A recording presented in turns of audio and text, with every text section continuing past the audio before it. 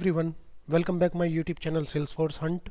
This is Rohit and today I'm going to show you how to override SLDS classes using LWC.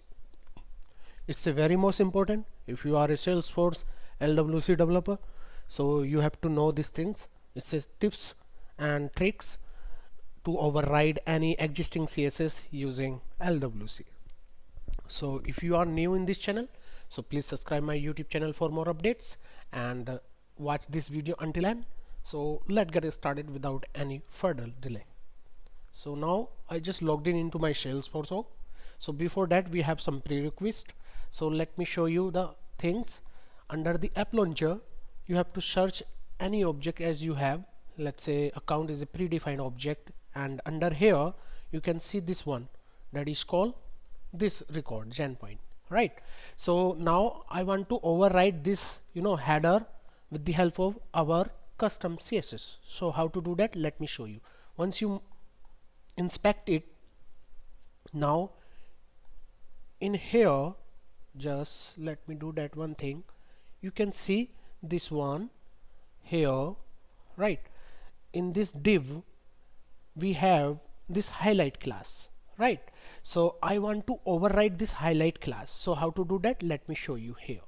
So before that, here just let me show you under this CSS editor. So let's say background color, I want to change the background color as a red. So now you can see immediately it's changed, right? And text color, I need to change the text color as well. Let's say color, and it should be like as a white. Now you can see immediately it's changed the background color as well as text color. So I want to change this CSS using LWC.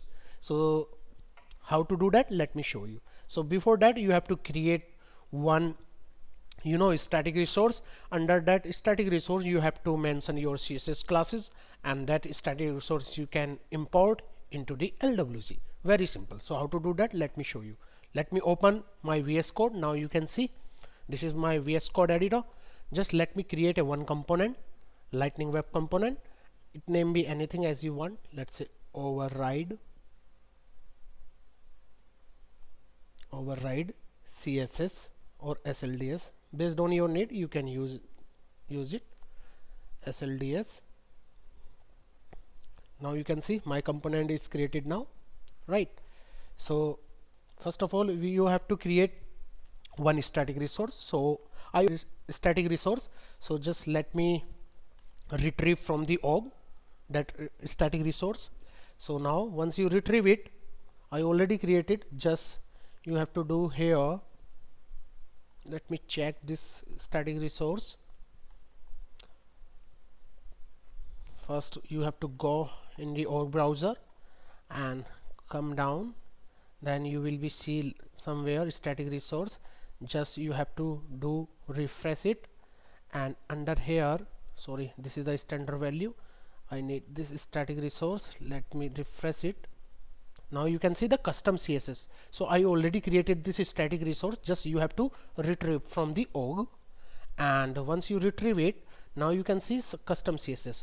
So you have to use this dot highlight class. I already discussed about this one because it's a standard class.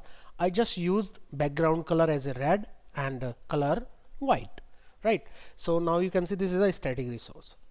I need to use this static resource inside my LWC. So how to do that, very simple. So once you are ready for this kind of things, so just you can import anything as you want, right? So I already created this one, so let me do that one thing. Under the XML file, first of all let me change is exposed as a true, and after that I need to take target, and it should be like this, and I need utility bar because I want to show this override component under utility bar under our console application, right? So I'm using this kind of targets under my this component, right?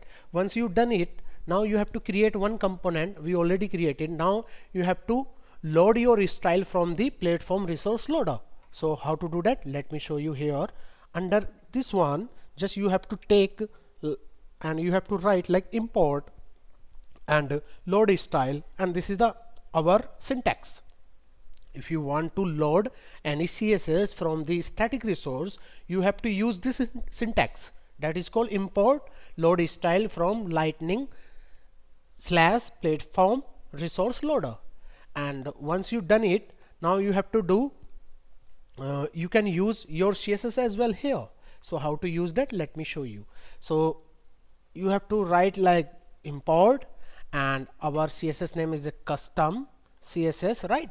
So let me copy this one name from here and paste it from here, custom CSS from this one resource URL, right?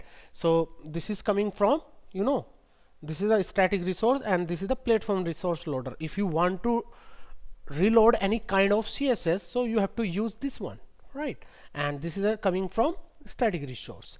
And once you've done it, now you have to do one thing like lifecycle hooks. So under the lifecycle hooks, we have lots of lifecycle hooks, but you have to use connecting callback, because I need to use this connecting callback once a component is loading successfully. So how to do that, let me show you. So we have to use this connecting callback. Let me remove rest of the things from here, and load style, this load style, this dot this comma custom CSS. So this is the syntax to load your CSS from static resource at the time of component loading, right? So this is the very basic syntax, just you have to follow it and you can use it anywhere as you want. In HTML, no need worry about the HTML, because I don't want to take any kind of, you know, designing. Just I want to override that existing CSS using LWC. So that is the motive of this video, right? Once you've done it, now you have to do one thing, just deploy this component, and let me deploy this component from here to here, and now it's successfully deployed here. Now how to use that? So let me open my org, and now once you've done it, you can open any kind of, you know, application. This is the service or sales, as you want. You can take from here service console application. So this is a service application. Now I want to use under this service application my, you know, that LWC component under utility bar. So how to do that? Under the setup, you have to go to the setup and just search app builder or app manager, sorry, app manager. Just click on this app manager, and once you've done it, now you come down service console application, you have to edit this application. Click on this edit button, and once you edit it, now you can see utility items. Just click on this one, and under the utility item you have to add your LWC component, because we already configure under targets. So just click on this added and just search your component. So my component name is override SLDS, right? So you have to search this override SLDS. Now you can see this one, right? So just added it, and you can take from icon from here, otherwise leave it as it is. This is the default one. If you need another icon, you can use it, right? So like choose icon, and let's say it can be anything as you want, but let me search this Christmas or any kind of like anchor, this one. Just save it, and once you've done it, now you have to close it, and now just open any kind of, you know, object or application that is called service console. Just refresh it. Once you refresh it, so now you can see this override, right? Override SLDS. So once you loaded this component, it's automatic change your header, background and text color. So just refresh it. Now you can see this one, right? So under here SLDS, you can see this SLDS, right?